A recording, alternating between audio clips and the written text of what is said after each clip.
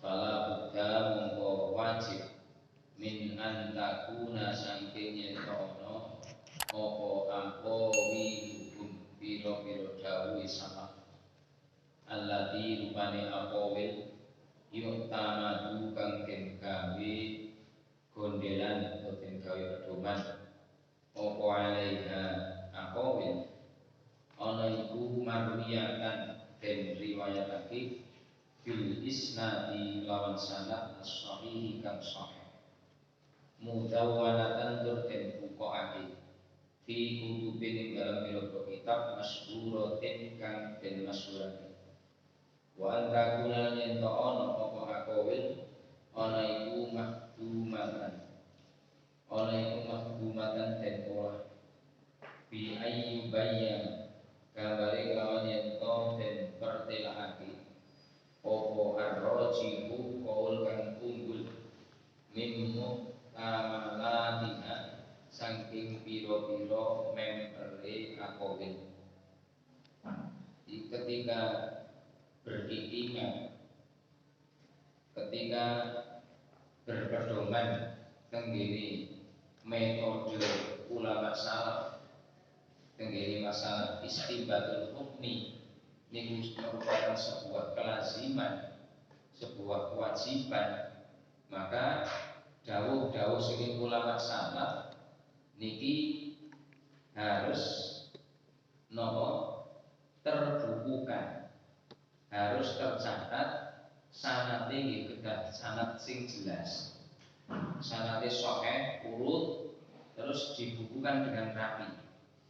Nah dari sekian banyak metode salaf sing sanate niku jelas terus saged terbukukan kanthi rapi niku nggih madzhabul arba'ah.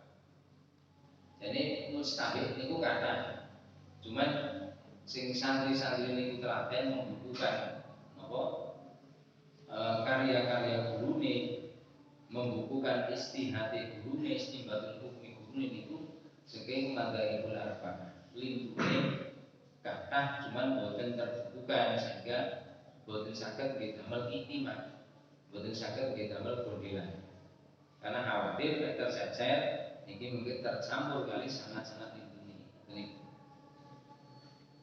Terus nek pun terbukukan kita dipilah pundi kaul sing rojeh pundi sing maju.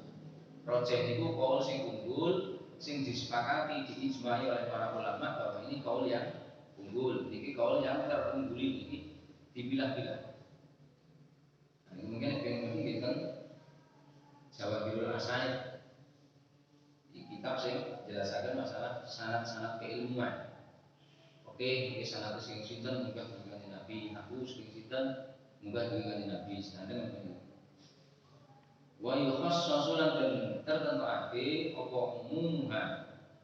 umume aqawil fi ba'dil mawadhi'i ing dalem setengahé pira-pira panggonan wa yuqayyadu lan den qayyidi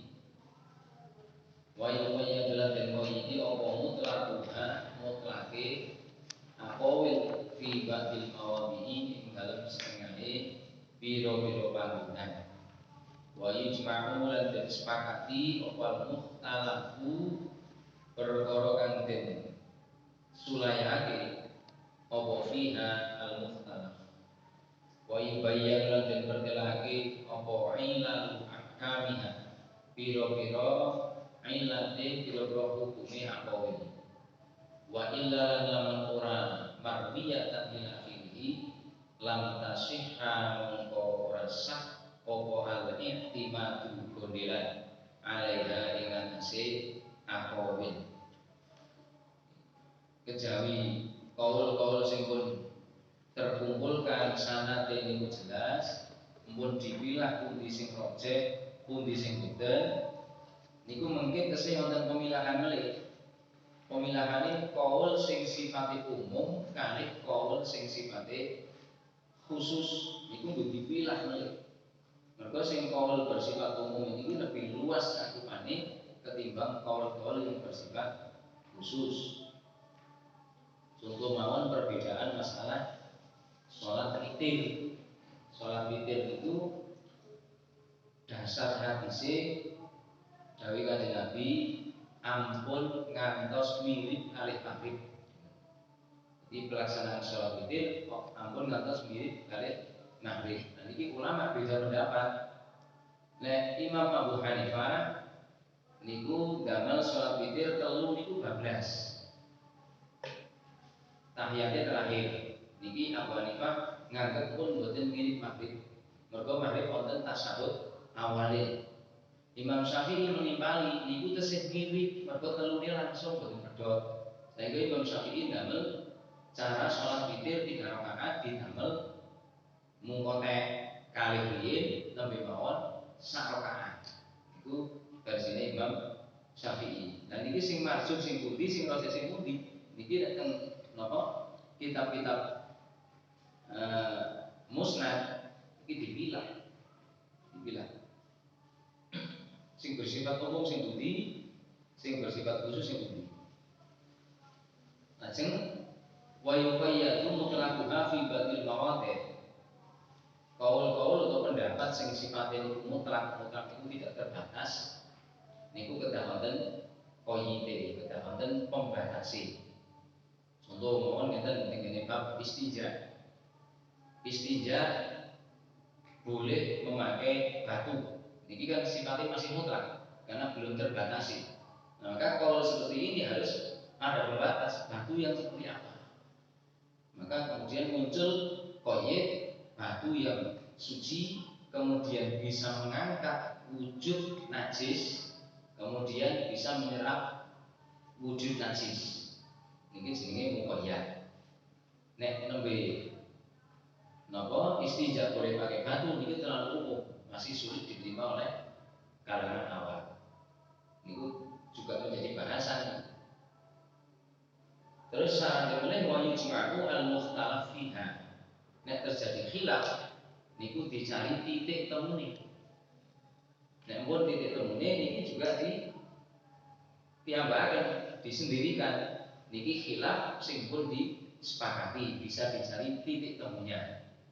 Nek boten saged dicari titik temunya biasanya madzhabul arba'ah dari 4 imam madzhab niku mencari jalan napa menghindari khilaf.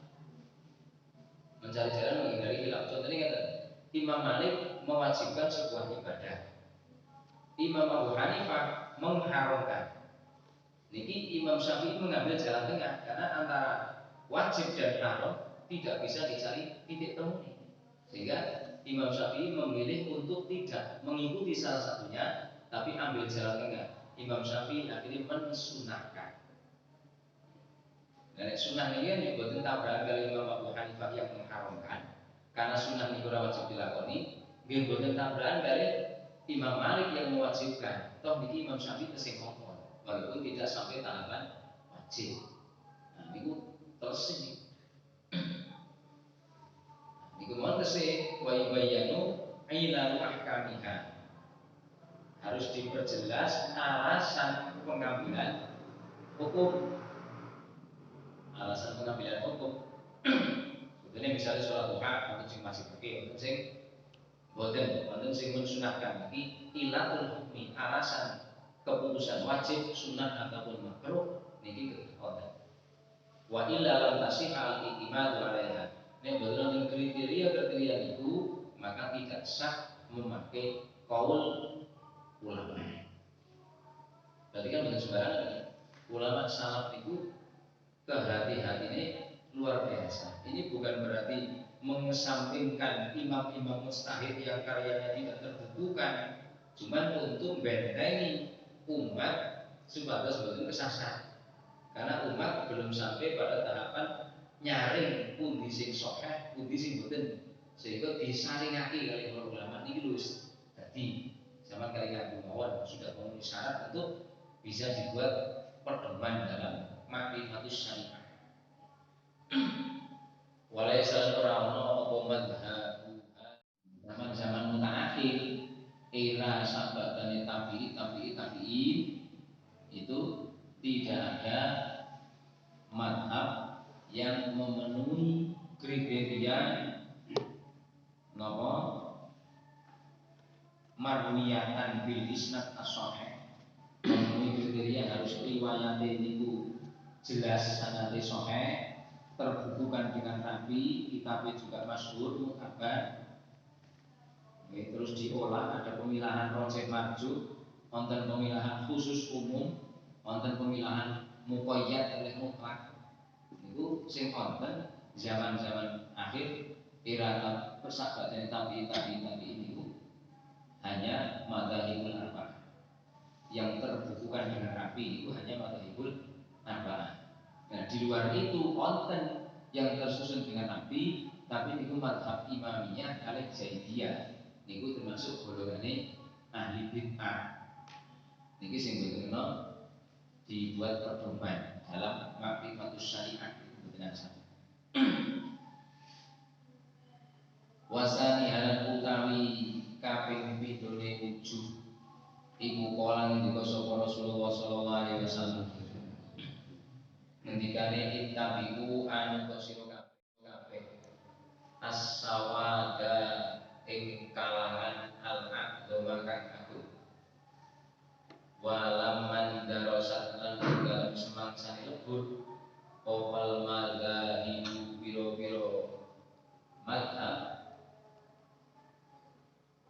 al-hiqqata kang hak illa hadhil arba'atan iki madhab papat kana mongko ono apa ittiba'uha anut hadhil arba'ah iku ittiba'an anut lisawati maring golongan al-aqdami kang agung wal khurujulan ono apa metu anha saking hadhil arba'ah iku khurujan metu minas sawadi saking golongan al-aqdami kang agung.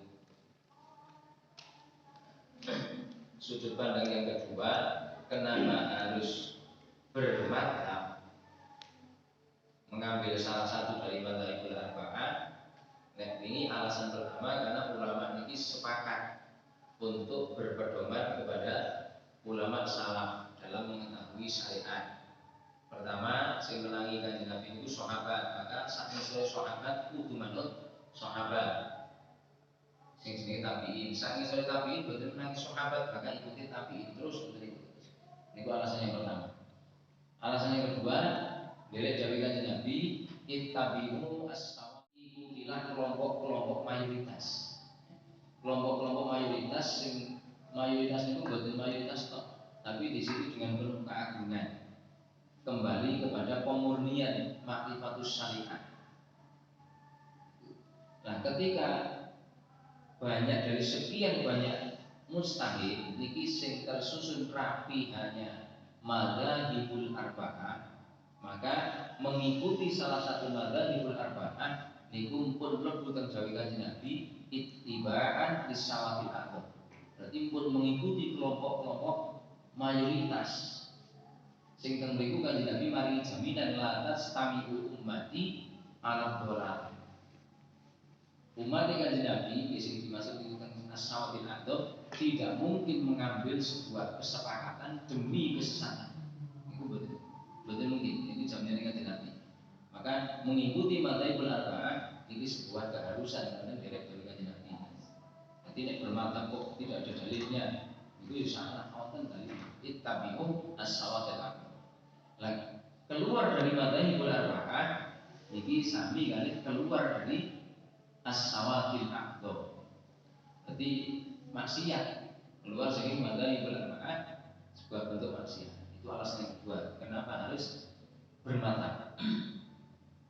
Wasalisu ala aqwali ulama isu'i biro-biro dawuhe biro-biro ulama kang ana minal qudati kang tetep saking biro-biro qadhi al-jawarati kang nyeleweng wal mufti lan biro-biro kang fatwa at-tabi'ina biro-biro kang anut li ahwaihim maring biro-biro kekarepane al-mufti hatta yang sibu saenggon nisbatake sapa ulama isu lan mufti niku bangsake main perkara ya uluna kang padha ngendika sapa ulama isu bangsa iki labak diman maring setengah wong istahara kang masyhur sapa man minas salafi saking ulama salaf bisit di lawan temen wa diyanati dan kukuh agamane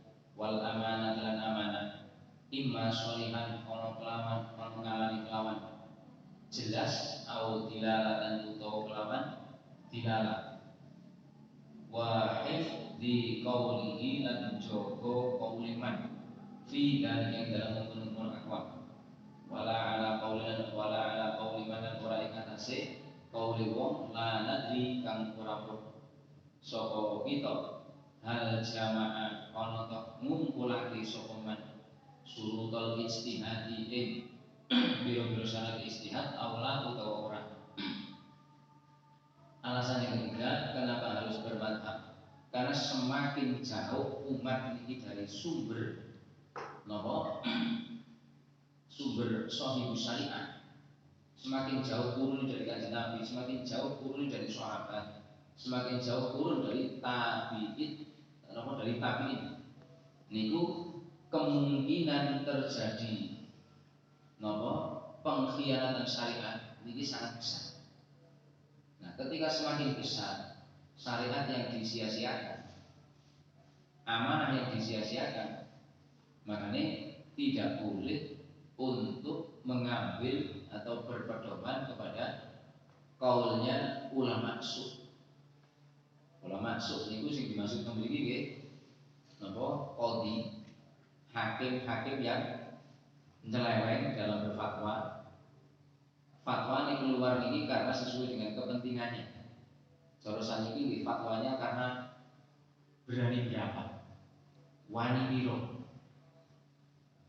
Contohnya fatwa haram rokok, wani biro, wani larang ya tak haram ke paling murah ya tetap makruh. Ini jenenge al qadi al jawab. Itu berarti bisa diikuti karena apa jenenge maju tak bentar membela yang bayar. Dengan tadi. Sing mboten oleh-oleh diikuti al mufti at-tabi'in aqwaihim. Para mufti ahli fatwa sing fatwa itu disesuaikan dengan kemauannya sendiri. Sehingga mereka berani mengatakan bahwa fatwanya ini sudah disesuaikan dengan fatwa ulama salaf. Padahal betul kesesuaian antara mufti li ahwaihim dengan fatwanya ulama salaf. Ini kan membahayakan sehingga nek saniki kok betul belum bermadzhab mesti kecemplung mriki.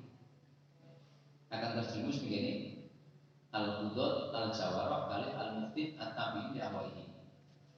Ingat wis kowe mending manut sih mumpun kedah sanad benar, sanad ilmu benar, karya-karyanya jelas terbuka dengan Nabi, kaul-kaul juga tersusun dengan Nabi. Nah, lebih-lebih ahli fatwa yang sesuai dengan hawa nafsu niku senenge mengikuti pendapatnya orang-orang yang tidak jelas kualitasnya apakah sudah memenuhi syarat ijtihad atau belum. Padahal jenengan ngertos teng apa?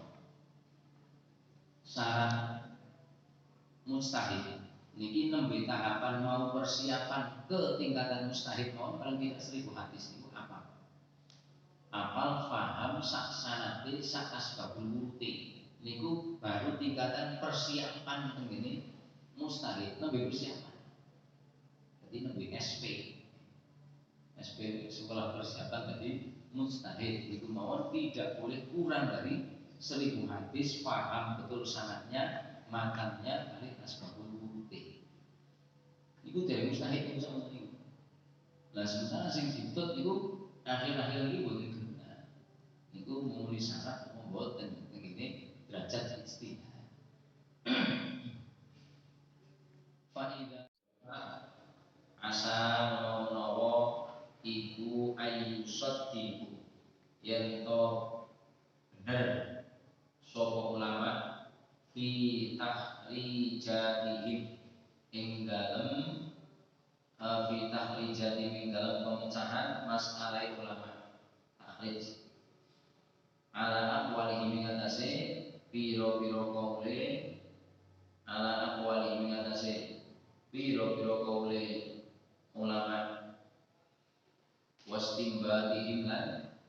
istimbate ulama al-muhaqqiqin minal kitabi saking kitab Al-Qur'an was sunnati lan hadis. Wa amma idalam naro lan ana pun dalam nalikan orang ningali sapa ingsun minhum saking ulama al-muhaqqiqin orang ningali dari kaya mengkono-mengkono asa ayya sotaku fa hayata mongko adoh banget apa dalem wa hadzal makna utawi iki makna walladzi perkara asyara kang isyarat ila imanin alladzi sapa Umar bin Khattabi sahabat Umar bin Khattab radhiyallahu anhu haitsu qala ing dalem sekirane ngendika sapa Umar bin Khattab ngendikane yuhdimu rufuhake al-islam ing Islam apa jadalul munafikina debate wong munafik debat bil kitab lawan kitab Al-Qur'an wa Ibnu Mas'udin lan aweh isyarah sapa sahabat Ibnu Mas'ud radhiyallahu anhu haitsu qala dalam sekiranya ngendika sapa Ibnu Mas'ud ngendikane manut sapane wong kana ana sapa man ana iku muttaba'an wong kang iku muttabi'an wong kang manut faliyat mongko becik manut sapa man iku mado kang wis liwat sapa man. Cara Hadratus Syekh nek beliau niku ningali tenggene madzhab Salaf niki napa ada kebenaran yang kuat napa mulai tenggene pemecahan masalah syariat baik dari segi cara istinbat, cara mengambil hukum dari Al-Qur'an, cara mengambil hukum dari hadis niku ada napa ada kebenaran yang kuat niku diambil. Tapi ketika tidak jelas model istinbate maupun boten jelas niku jelas langsung ditolak, langsung dibuang. Karena niku sing dimaksud kali dawuh sahabat Umar yuhdimul Islam jadalul munafiki bil kitab. Islam niki akan rusak karena yang memperdebatkan Al-Qur'an niki wong munafik. Jadi nek wong munafik niku berdebat masalah Al-Qur'an dereng ngerti napa thariqul istinbat, dereng ngerti metode pengambilan hukum dari Al-Qur'an niku nggih akhirnya Islam sendiri yang menjadi korban. Niku dikuatkan dari pengendikane sahabat Ibnu Mas'ud nek arep manut niku nggih manut kali sing pendahulu. Aja manut sing keri-keri, manut sing biyen sing mun wonten. Kaidahe kan al-muhafadzah al-qadim sholih wal aqdu bil jadidil aswad. Yang sudah ada dan itu baik pertahankan sampai kapanpun. Boleh mengambil keputusan baru ketika itu jelas lebih baik kualitasnya. Nek boten lebih baik kualitasnya dihampun wani-wani. Mereka boten gampang lah. Jangankan Quran ini, sing nilai sastranya itu begitu tinggi, makna yang tersirat begitu banyak. Hadis mawon ini boten gampang. Contoh yang penting orang di Thariqul Istinbat. Kanjeng Nabi nanti jauh innamal ma'u minal ma'i. Arab diberi punake niku hadis iki. Oke. Nek dimane napa wonten iki innamal ma'u angin pesthi utawi banyu iku minal ma'i saking banyu. Wonten nilai hukumnya boten. Boten wonten nilai hukumnya.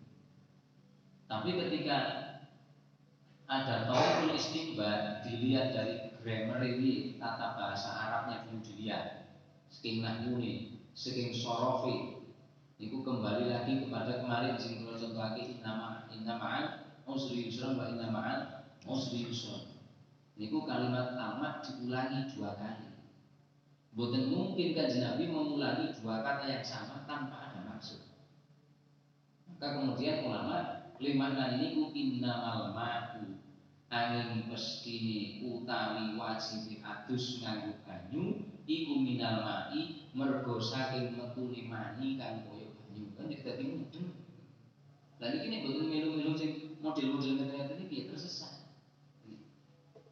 Paling penak kok iki bermata lah. Oke, bermata bila ulama sesat. Direk-direk ulama muhaqqiqin sing ahli nyatakake masalah sak ini. Begitu oleh masalah penyelesaiannya ini mesti dalil lengkap berikut napa runtutan cara mengambil